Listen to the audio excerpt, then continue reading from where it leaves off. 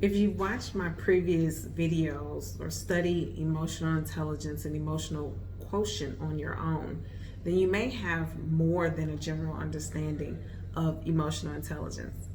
In this video, I like to give you examples of high and low EQ in each of the four components of emotional intelligence, which are self-awareness, self-management, social awareness, and relationship management.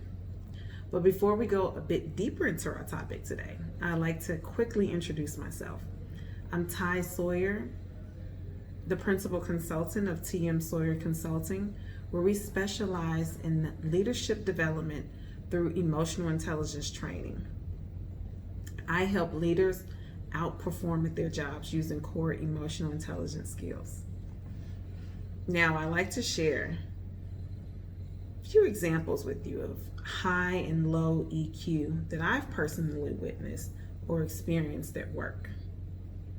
An example of high EQ in self-awareness involved the project director who led a team for a high-profile multi-million-dollar project that I was the diversity and inclusion consultant for.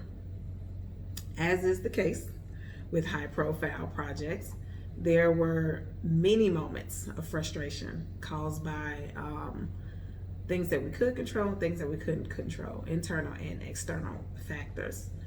The project manager would visibly take an intentional deep breath that came with the frustrating news, and then would speak with clarity in a calm yet stern tone while addressing the issues.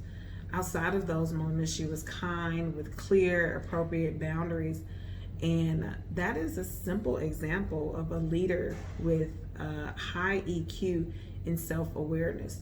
She recognized her frustrations with frustrating news, but did not let that emotion overpower her reactions to the news.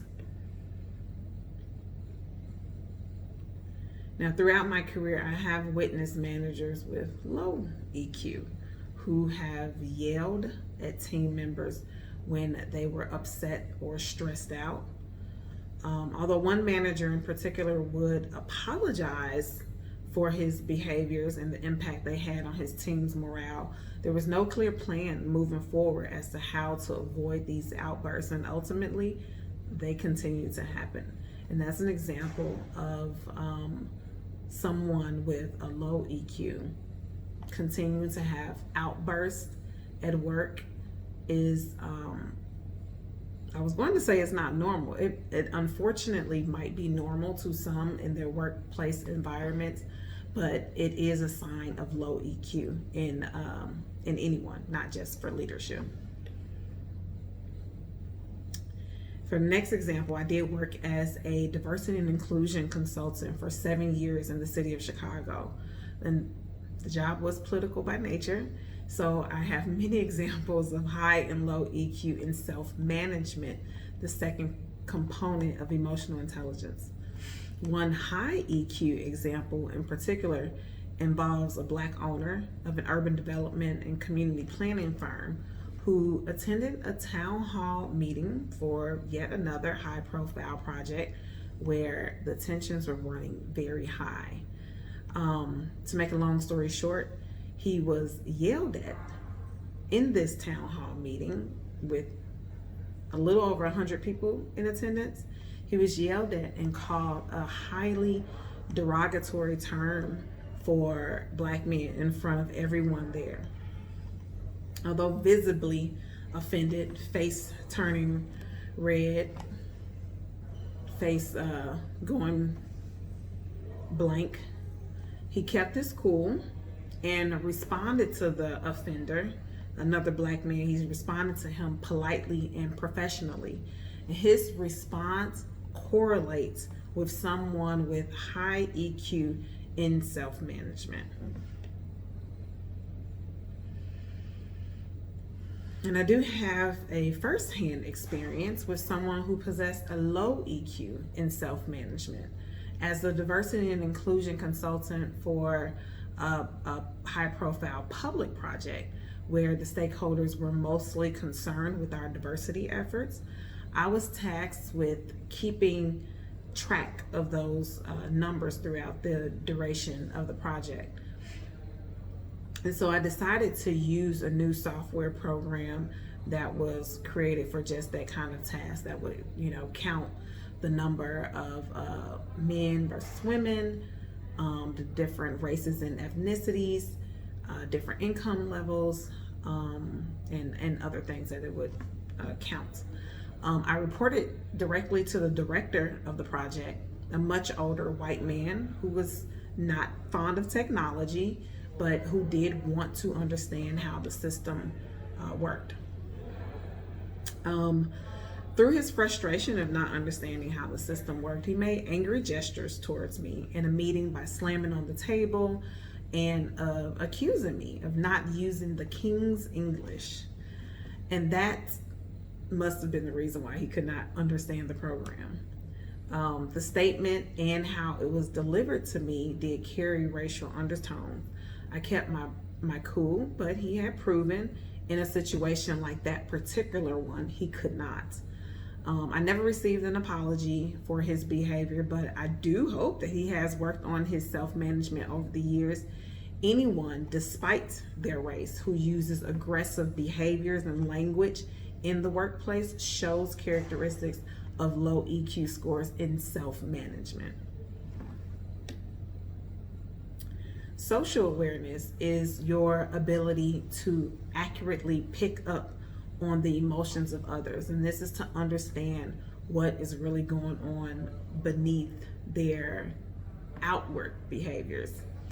And I once worked with an office manager with a high EQ who could easily tell when others were not fine, as many of us so often say, even when we are not. She'd ask if they wanted to talk about it and completely respect their privacy if they did not. And everyone loved her for that. It was very aware that that was the type of person that she was, that she could really see through your facade of feelings.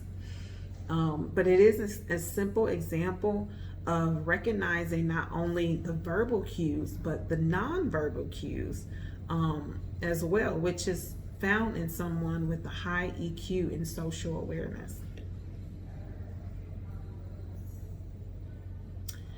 And for an example, for someone with a low EQ in social awareness, I have been in a meeting with an executive who would often respond to another's ideas, thoughts, or feelings by saying, well, I don't identify with that, or well, that hasn't been my experience.